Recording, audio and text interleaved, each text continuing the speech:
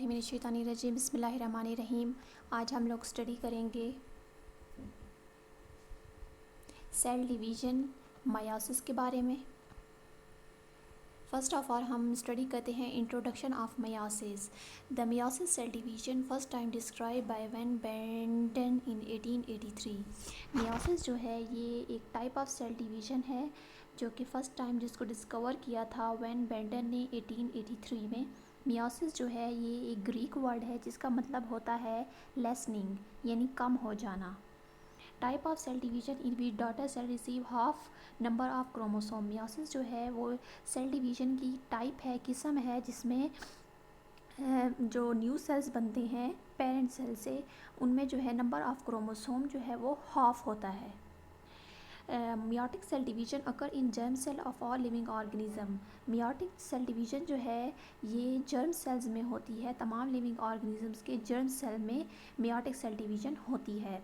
अब germ cell जो है रिप्रोडक्टिव सेल्स होते हैं, यानी रिप्रोडक्टिव ऑर्गन्स के जो सेल होते हैं उनको हम जर्म सेल्स बोलते हैं, और इनमें जो है मियोसिस सेल डिवीजन होती है। Also called reductional division. Meiosis को जो है रिडक्शनल डिवीजन भी बोला जाता है क्योंकि इसमें जो है न्यू डॉटर सेल जो बनते हैं उनमें नंबर ऑफ़ क्रोमोसोम हाफ होते हैं, जबकि पेरेंट सेल में कंप्लीट नंबर ऑफ़ क्रोमोसोम होते हैं, कंप्लीट सेट ऑफ क्रोमोसोम होते हैं, जबकि जो उनसे न्यू डॉटर सेल्स बनते हैं उनमें हाफ नंबर ऑफ़ क्रोमोसोम्स होते हैं। इसलिए मियोसिस को रिडक्शनल डिवीजन भी कहा जाता है। इन मियोसिस 4 डॉटर सेल्स और फॉर्म। मियोसिस सेल डिवीजन में एक सेल से 4 न्यू डॉटर सेल्स बनते हैं।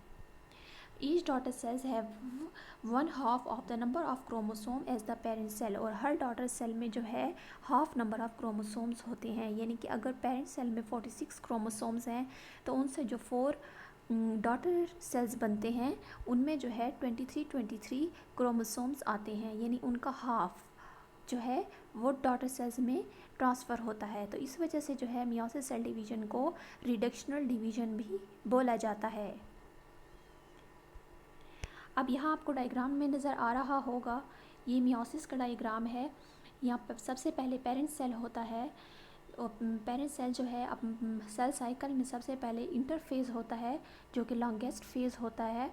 और इंटरफेज़ में जो है सेल अपने आप को तैयार करता है डिवाइड होने के लिए। इंटरफेज़ के बाद जब सेल अपने आप को प्रिपेयर कर लेता है, तैयार कर लेता है, उसके बाद वो सेल डिवीज़न में एंटर होता है, यानी अपने आप को डिवाइड करता है।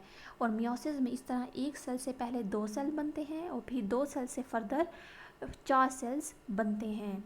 तो इस तरह हमारे पास 4 new daughter cells meiosis cell division में बनते हैं। Phases of meiosis. अब मियोसिस जो है इसके फेजेस को हम लोग स्टडी करते हैं। Meiosis consist of 2 phases. Meiosis cell division जो है इसको 2 फेजेस में डिवाइड किया गया है, या मियोसिस जो है वो 2 फेजेस पर मुश्तमिल है। पहला है मियोसिस 1 और दूसरा है मियोसिस 2। मियोसिस 1 जो है इसमें फर्दर प्रोफेज़ 1 आता है, metaphase 1, metaphase 1, anaphase 1 and then telophase 1 आता है। अब सबसे पहले मियोसिस 1 होता है, फिर उसके बाद मियोसिस 2 होता है।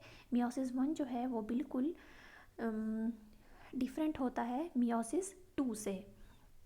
अब मियोसिस 1 जो है इसका जो प्रोफेज़ 1 होता है उस प्रोफेज़ 1 को फर्दर डिवाइड किया गया है 5 फेजेस में। पहला है पैचिटीन, दूसरा है लिप्टोटीन, तीसरा है ज़ाइकोटीन, चौथा है डिप्लोटीन और पांचवा है डाइकाइनेसिस। अब हम यहाँ पर इन तमाम स्टेजेस को डिटेल में स्टडी करते हैं। सबसे पहले आता है मियोसिस में meiosis 1। The first meiotic division is a reductional division in which homologous chromosomes separate। Meiosis 1 में जो है वो ये होता है कि ये रिडक्शनल डिवीज़न होती है, यानी इनमें मियोसिस 1 में क्रोमोसोम नंबर जो है वो हाफ हो जाता है, यानी पेरेंट सेल्स के पास जो है half number of chromosome transfer होते हैं। और मियोसिस 1 का अंदर सबसे पहला फेज़ होता है प्रोफेज़ 1। प्रोफेज़ 1 में जो है क्रोमोसोम जो हैं वो कंडेंस हो जाते हैं, यानी कंडेंस फॉर्म में आ जाते हैं। न्यूक्लियर मेम्ब्रेन यानी न्यूक्लियस की जो मेम्ब्रेन है वो डिसअपियर हो जाती है। होमोलोगस क्रोमोसोम्स जो है वो बिल्कुल बन जाते हैं।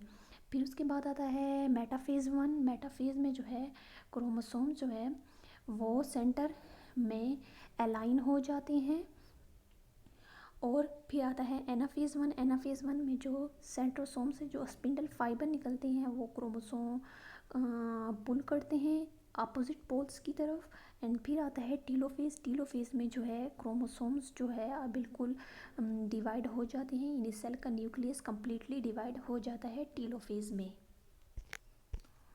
इसके बाद आता है मियोसिस 2। मियोसिस 2 जो है बिल्कुल माइटोसिस की सेल डिवीजन की तरह ही होता है। मियोसिस 2 में जो है second division separate sister chromatids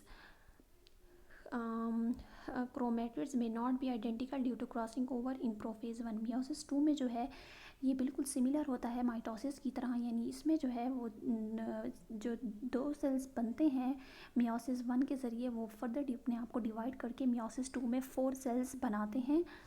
और मियोसिस 2 को भी पहले की तरह मज़ीद डिवाइड किया गया है प्रोफेज़ 2 में, मेटाफेज़ 2 में, एनाफेज़ 2 में, एंटीलोफेज़ 2 में।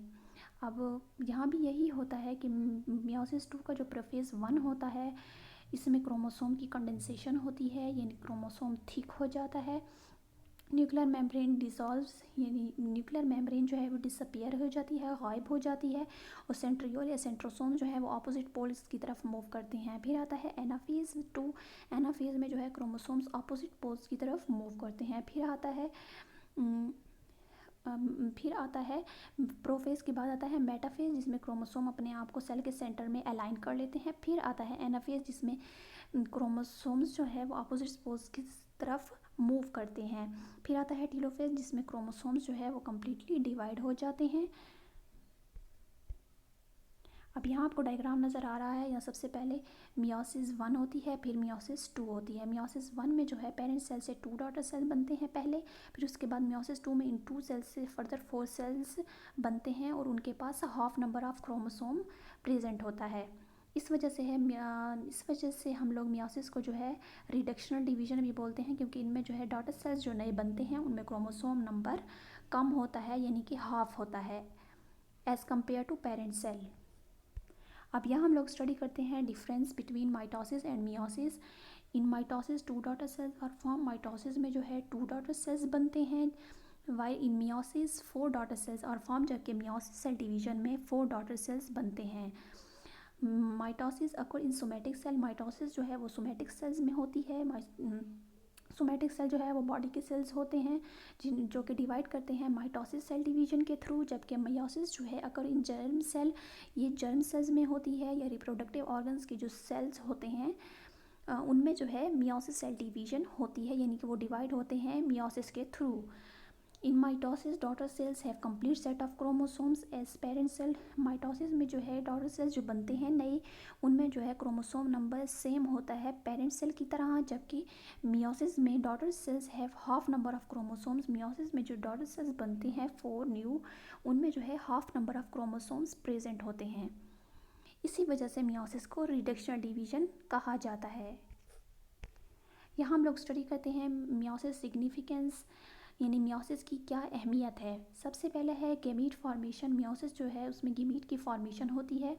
गैमीट जो है वो रिप्रोडक्टिव सेल्स होते हैं। मेल के केस में स्पर्म होता है एंड फीमेल के केस में एग होता है। गैमीट की फॉर्मेशन जो है वो मियोसिस के थ्रू ही होती है। नेक्स्ट है रिप्रोडक्शन, यानी रिप्रोडक्शन के प्रोसेस में भी मियोसिस सेल डिवीजन इन्वॉल्व होती है। थर्ड है डेवलपमेंट ऑफ जेनेटिक वेरिएशन, यानी जेनेटिक वेरिएशन भी जो है या जेनेटिक मटेरियल में जो तब्दीलियाँ आती हैं वो भी मियोसिस सेल डिवीजन के थ्रू ही आती हैं। तो ये कुछ सिग्निफिकेंस थे मियोसिस के। Thank you very much for watching. उम्मीद है आपको समझ आई होगी। अल्लाह हाफिज़।